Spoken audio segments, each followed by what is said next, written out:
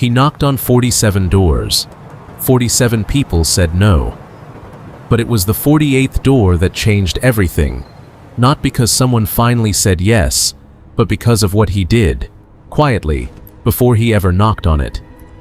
His name was Daniel, 23 years old, living in a small rented room above a laundromat in a quiet town in Ohio. He wasn't lazy. He wasn't unqualified. He had a diploma, a clean record, and a work ethic nobody had ever bothered to notice. He just kept hearing the same word, over and over, from every direction. No. Every morning, before the sun was even fully up, Daniel would iron the one good shirt he owned, print another copy of a resume that was starting to feel like a losing lottery ticket, and walk into another office lobby that smelled like coffee and indifference. He'd sit across from people who barely looked up from their screens. He'd answer questions he'd rehearsed 100 times in the mirror. And every single evening, he'd walk back out with the same 3 words echoing behind him. "We'll call you." They never called. Weeks turned into months. His savings shrank. His shoes wore thin at the soles from all the walking. Friends stopped asking how the job search was going, because the answer was always the same, and nobody likes repeating bad news. One night, after his 40th rejection, a call that lasted exactly 11 seconds, Daniel sat down on the cold floor of his tiny room and did something he hadn't allowed himself to do in years. He cried, not out of weakness, out of sheer, bone-deep exhaustion.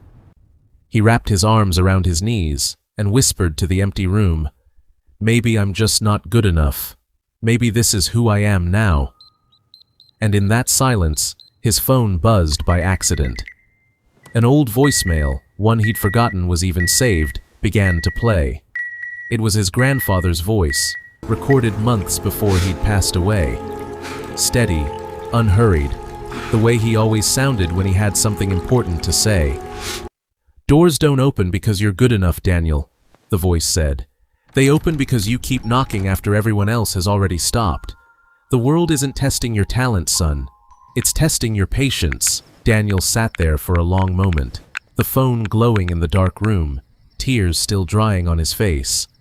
Then, slowly, he wiped his eyes, stood up, and walked to the small desk in the corner.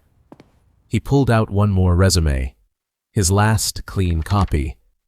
He looked at it for a while, then folded it carefully and placed it by his shoes, ready for the morning. He didn't know it yet. How could he? But tomorrow's door would be different. Not because the answer on the other side would change, but because, for the first time in months, he would.